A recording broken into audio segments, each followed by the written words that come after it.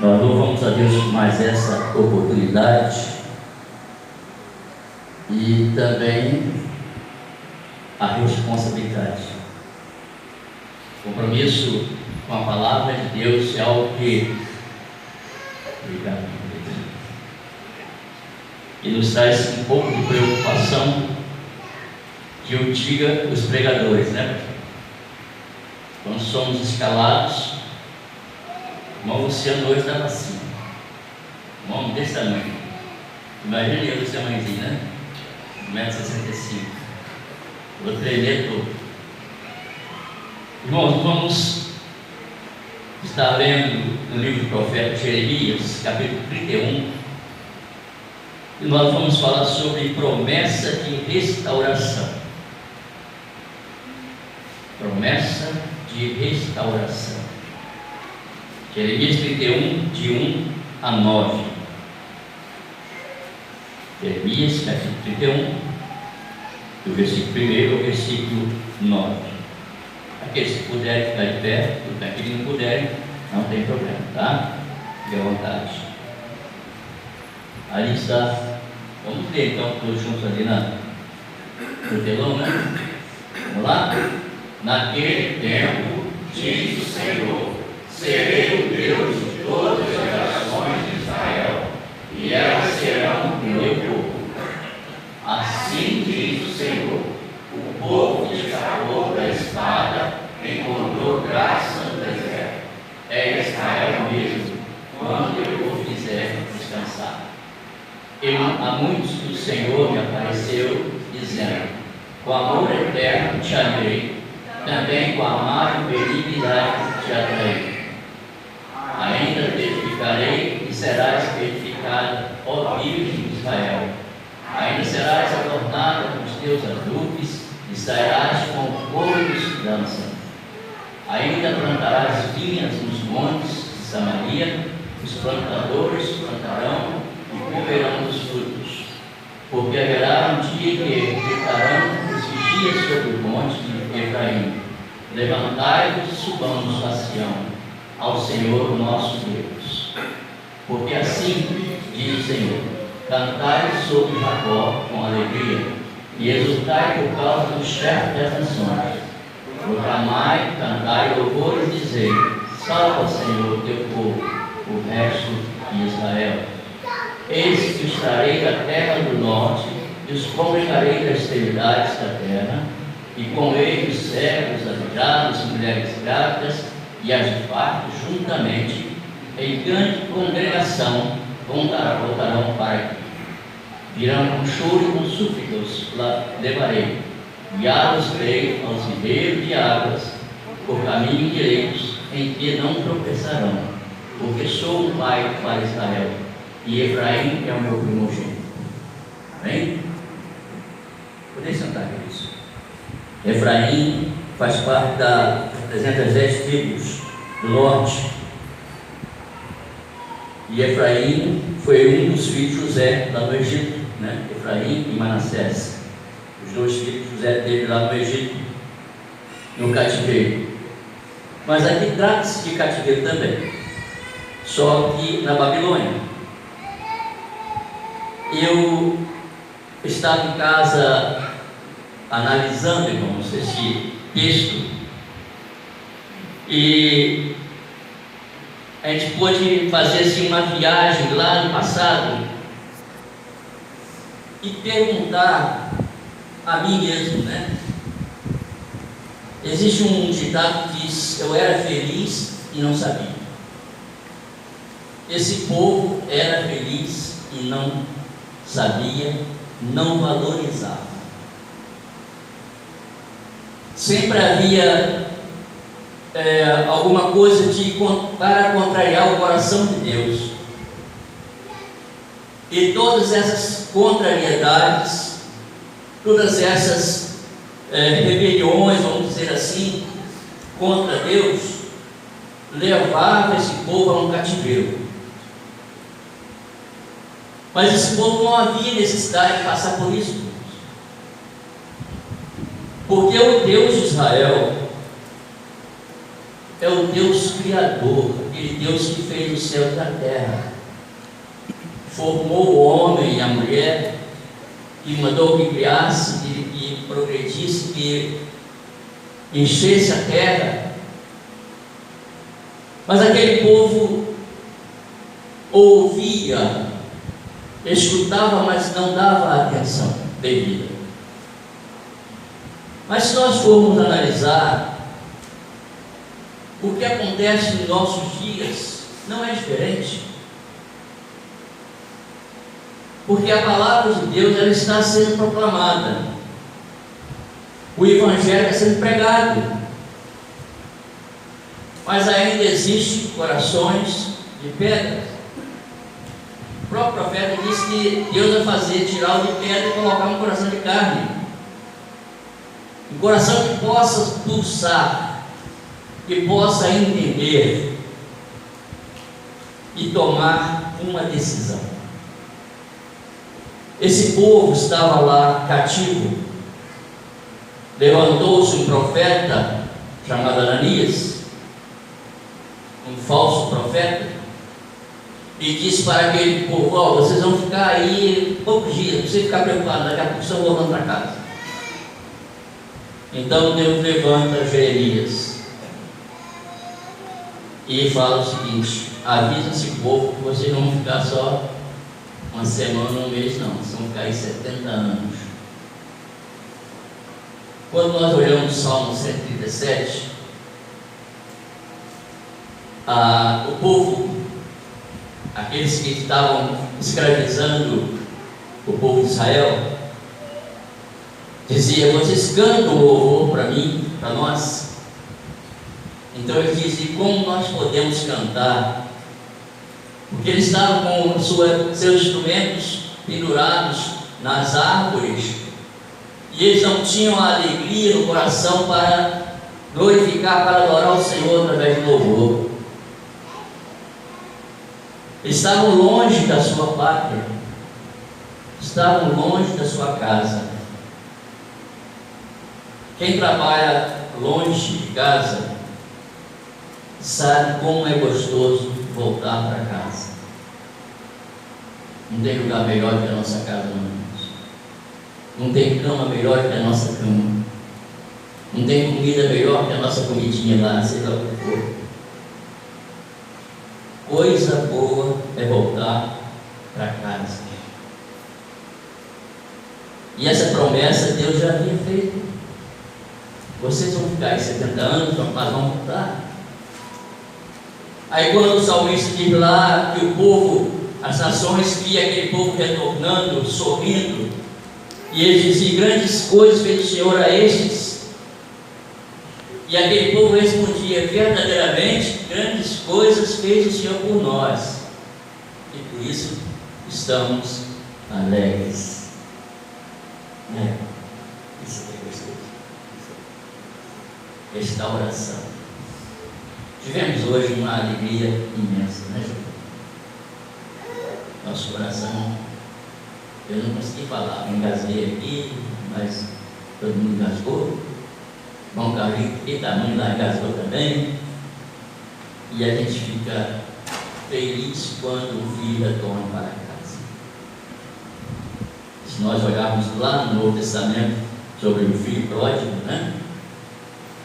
O pai fez uma festa para aquele filho que estava distante, mas reconheceu que precisava voltar.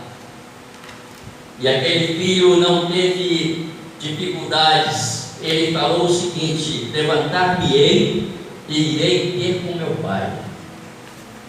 Só que não ficou só em palavras. Ele tomou uma decisão e partiu para casa. Ele não se preocupou em ser bem recebido. Mas quando ele chegou, o seu pai o abraçou, mandou matar o melhor bezerro, fez uma festa, mandou dar um banho, mandou colocar anel, sandálias novas, porque aquele filho estava morto e reviveu, estava perdido e foi achado. Quando Deus fala sobre restauração, significa refazer, fazer de novo algo que fora destruído. Pode ser material ou também espiritual. O contexto envolvia uma nação, um povo sem esperança, sem perspectiva de vida, mas uma promessa havia sido dada àquele povo. Deus falou que eles iam retornar. Naquele tempo diz o Senhor: serei o Deus de todas as tribos de Israel, e elas serão o meu povo. Alguém sonhou, isso foi real, tá, irmãos? Não foi nada assim contado. Alguém que eu conheci sonhou que ela era membro da igreja central, mas estava pelo lado de fora da igreja. E de repente ela escutou uma alegria, um regozijo dentro da igreja. Glórias, glórias a Deus. Só que ela estava do lado de fora. E ela ouvia as pessoas dentro da igreja gritando, glorificando a Deus. Mesmo assim, essa pessoa não entendeu o plano de Deus. Continua fora da igreja. Continua fora das potentes mãos de Deus.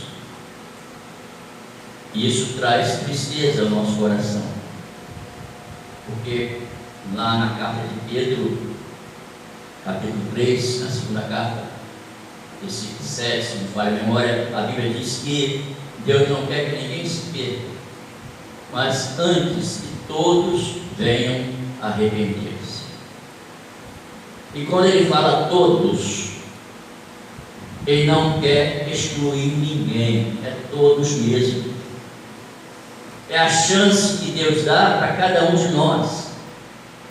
É a chance que Deus dá para nós refazermos a nossa vida, restaurar a nossa vida.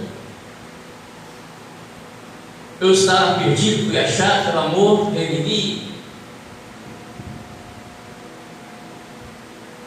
Deus está dando chance e oportunidades, mas só quem pode decidir é a própria pessoa, porque cada um dará conta de si mesmo a Deus. Deus queria restaurar aquele povo, mas era necessário que aquele povo permitisse a intervenção de Deus em suas vidas. No final do trabalho das mulheres, eu cedo aqui, eu passei a ser o pastor da igreja aqui. Desculpa usurpar o pastor Pedro aqui nessa tarde, né, de hoje. Já foi muito gostoso, né? Tenho certeza que se eu estivesse aqui, estaria também feliz, né? E no final, a irmã Dalva lá de Cardoso, mais uma senhora, está com um filho de 23 anos, preso, envolvido com drogas, né? E até pediu para que nós orássemos. Eu estou falando, irmãos, não é? Ela nos pediu para que orássemos em favor desse rapaz. O nome dele é Gabriel. Eles, se puderem lembrar, lembrem pelo Gabriel. E ela estava com uma toalha escrito em hebraico, várias coisas escritas em hebraico. Parecia que ela tinha trazido alguma coisa lá de Israel. Interessante, ela me mostrou alguma coisa tipo aquele que se coloca no ombro assim, né? Então nós estávamos aqui em cima. Pediu para que nós pudéssemos interceder em favor desse rapaz. Que ele quer se libertar. Ele quer se libertar. E eu disse para ela, realmente é mais a pessoa que tem que tomar a decisão. E a oração, ela pode alcançar, porque o Deus de perto é o Deus de longe. Deus é onisciente, onipotente, onipresente. pode alcançar esse coração lá, se Ele quiser, porque isso é uma decisão pessoal. Ninguém pode forçar alguém a querer fazer uma decisão. Isso tem que ser algo vindo do próprio coração, porque a salvação era de dentro para fora, a limpeza é de dentro para fora, a restauração é de dentro para fora. E hoje não é diferente, irmãos. Deus quer fazer mudança em nós, hoje, agora. Se hoje ouvires a minha voz, não endureçais os vossos corações. Aquele povo ia parar no deserto, nas mãos dos inimigos, sendo escravos, cativos, justamente por isso, por não dar ouvido à voz de Deus. Era um povo que foi escolhido para Deus, para ocupar uma nação, para ocupar um local que emanava leite e mel. Mas quantos problemas enfrentaram pelo caminho? Quantas vezes se afastaram da presença de Deus? E Deus sempre sustentando.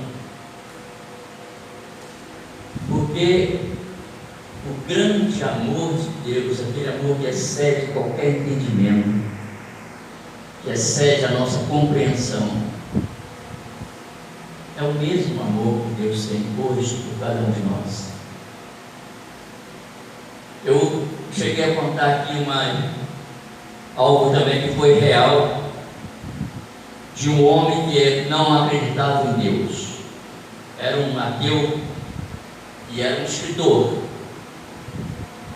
E ele escreveu um livro, e publicou vários livros, e foi para uma praça para vender. Colocou os livros dentro de uma caixa, dentro de um carro, levou para a praça. Ele fez um desafio às pessoas que estavam ali presentes. Ele disse o seguinte: se Deus existe, eu vou contar até 5. E se contar até 5, se Deus existe, Ele pode me matar. E aí a curiosidade do pessoal, igual aquela turma ali, em volta de Jesus, querendo ver a vida de Jairo morto, querendo ver se Jesus ressuscitava a vida de Jairo. Então aquele homem começou a contar: a expectativa do povo, 2, 3, 4 e 5. E Deus não o matou. Está vendo? Deus não existe. E de repente uma senhora estava crente. Ô moço, eu posso falar com o senhor? Eu disse: pois não. Você tem filhos? Eu tenho um casal de filhos. Se seus filhos viessem aqui e falasse para o senhor matá-los, o senhor os mataria? Ele disse: não. Por quê? Porque eu amo meus filhos. E sabe por que Deus não te matou? Porque Deus te ama. Deus te ama. E aquilo ecoou de uma certa forma nos seus ouvidos. E não saiu, ele juntou as caixas, colocou no carro. Quando abriu o carro, aquela voz: Deus te ama. Foi dirigindo para casa, abriu a porteira da casa, ele entrava e aquela voz: Deus te ama. Ele pegou aqueles livros, colocou dentro de um latão de 200 litros, meteu querosene, com o fósforo, ele botou fogo em tudo, se converteu, tornou-se um pastor, um servo do Senhor. Passou a pregar a palavra de Deus. E Deus está falando com você nessa noite. Deus te ama.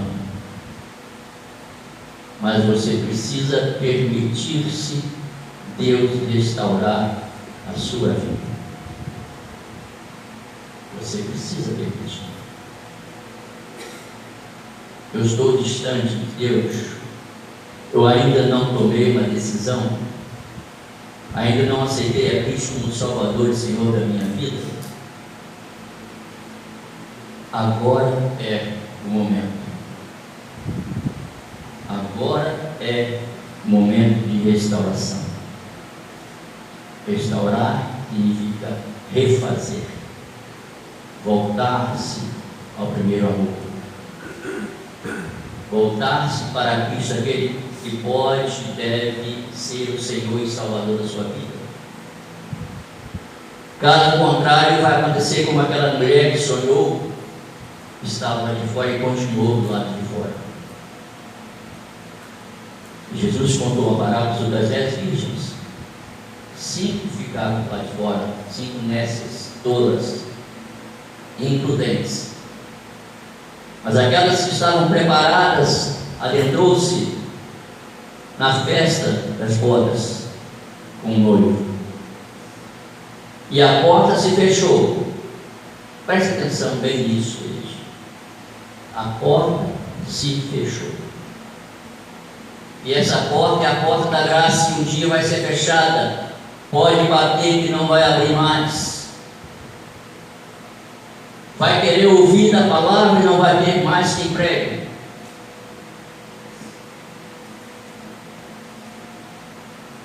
Deus irá restaurar a sua vida se você quiser. É uma decisão pessoal. Pois Ele não nos faz para viver em divergência. Deus quer que sejamos um só corpo, uma só cabeça, que é Cristo. Tê-lo como nosso Salvador e Senhor. Nós estamos estudando uma lição maravilhosa. Hoje fala sobre consolo, consolação, não é isso? Qualquer coisa assim, conforto, consolo e consolação, não é isso? São duas coisas que nós devemos aprender, devemos aprender. E ele diz: porque assim diz o Senhor, cantai com alegria, ó Jacó. Jacó é Israel. Nós estamos vendo o que está acontecendo lá agora. Israel sofreu um ataque de um grupo terrorista chamado Hamas, e agora está em guerra com esse grupo. E ainda tem pessoas aqui no Brasil a favor desse grupo de terroristas. Irmãos, Deus nos dá a chance, Deus nos convida, assim como Jesus disse, né? Vinde a mim, todos vós que estáis cansados e oprimidos por cruz, aliviarei. Tomai sobre vós meu jugo, meu fardo, leve, meu jugo é suave. Então ele vai, e aqui diz, exultai por causa da cabeça das nações, proclamai e cantai louvor e dizer: salva, Senhor, o teu povo, o restante de Israel. Nós somos o Israel gentio, e nós somos descendentes de Abraão. Como os judeus achavam que só eles que deveriam ter direito à salvação, porque eram descendentes de Abraão, a promessa, filho da promessa.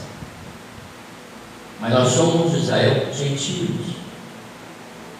Também temos direito à salvação, porque Deus amou o mundo de tal maneira que deu seu Filho unigênito, para que todo aquele que nele crê não pereça, mas tenha vida eterna. Deus quer salvar, Deus quer trazê-lo para junto dele.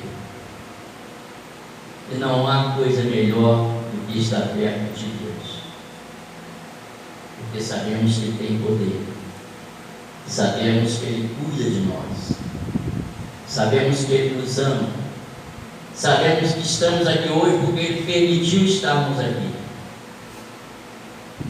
tudo pela permissão de Deus. E, finalizando, virão com choro e com súplicas, os levarei, guiá-los-ei aos ribeiros de água, saciar a sede espiritual, guiá-los-ei a ribeiros de água, o caminho reto. Jesus é o caminho, eu sou o caminho, a verdade e a vida. E não tropeçarão, porque sou pai para Israel e Efraim, o meu primogênito, aquele que fazia referência a representante das 10 tribos do norte. Interessante que José, que deveria ser José, que era o filho de Isaac, de Jacó, mas não, quem herdou foi Efraim e Manassés, que foram nascidos lá no Egito. Herdou um pouco das terras lá de Canaã. Se você quiser herdar também, entenda que Deus quer que você volte para a casa de Deus. Se você ainda não tomou uma posição, não aceitou Jesus como Salvador e Senhor, o momento é esse. E eu quero dar a oportunidade, se você entendeu e deve tomar uma decisão hoje no seu coração, você que está afastado, você que ainda não fez sua decisão de aceitar Jesus como Salvador e Senhor, nós queremos dar a oportunidade que você pode se levantar, ficar de pé ou vir aqui à frente, e nós estaremos orando por você, orando com você, e você possa tomar essa decisão, mas com o coração, não por causa do pastor, não por causa do vice-moderador, não por causa de diáconos, mas por aquele que é o cabeça da igreja, que é Cristo. E só Ele é que pode lavar os nossos pecados. O sangue de Jesus purifica todo pecado. A oportunidade agora, se você quiser aceitar Jesus, se você quiser voltar para a casa de Deus, retornar ao convívio, o momento é esse. Você está com a oportunidade de se levantar e vir aqui à frente. Eu sei que esse caminhozinho é muito longo, é um pouco apertado, mas é o melhor caminho, é o caminho que nos traz de volta à casa de Deus. É pequenininho, mas parece longo, parece pesado, parece que a gente não vai subir a rampa, mas com esforço, com vontade, com desejo no coração, você pode vir. E a oportunidade é essa. Não sei se amanhã você pode ouvir essa palavra, você pode encontrar-se com Deus e aceitar que Ele é bem-vindo, como o pastor Pedro citou aqui, lá em Mateus capítulo 25. Bem-vindo, bendito meu Pai, que possui herança morada, que está preparado desde a fundação do mundo. Mas em compensação vai haver também afastai-vos de mim, maldito para o fogo eterno, preparado para o diabo e seus anjos. Se você quiser ficar de fora, é problema de quem quer ficar. Mas Deus está dando oportunidade de restauração na sua vida. Alguém que possa e queira fazer sua decisão? Se não há, nós vamos encerrar nosso culto esta noite e agradecendo mais uma vez a sua presença, que vocês possam estar retornando, manifestando, como diz, sejam bem-vindos, e volte sempre, que nós amamos vocês, pode ter certeza disso. Mas faça uma decisão. Deixa para amanhã não. Amanhã pode ser muito tarde. Hoje Cristo te quer libertar. E conhecereis a verdade, e a verdade vos libertará. Que Deus assim nos abençoe. Obrigado, Sérgio, obrigado pelo Luiz, o Jonas, né? Nós agradecemos a presença de vocês, os demais visitantes do CCA. Mas que Deus te abençoe na vida de cada um e tenha realmente, tome uma coisa, uma decisão. Não deixe para depois. Faça a sua decisão. Coloque seu coração, coloque seu joelho, na hora que você for deitar, entrega, conversa com Deus. Faça a sua comunicação com Deus. Ele está te ouvindo. Desde que as mãos do Senhor não estão encolhidas para que não possa salvar, nem seus ouvidos agravados para que não possa ouvir. Isaías 59, versículo 1. Então você pode também fazer essa decisão diretamente com Deus. E agora, Cristo é o nosso intercessor. Não precisa mais de sacerdotes, né? É levado do santo ao santíssimo. Cristo agora, o véu se rasgou e deixou-nos com essa liberdade de falar diretamente com o Pai. Que Deus assim nos abençoe cada um e que nos leve em paz para os nossos lares. Que Deus nos dê uma noite de paz e repouso. Amém?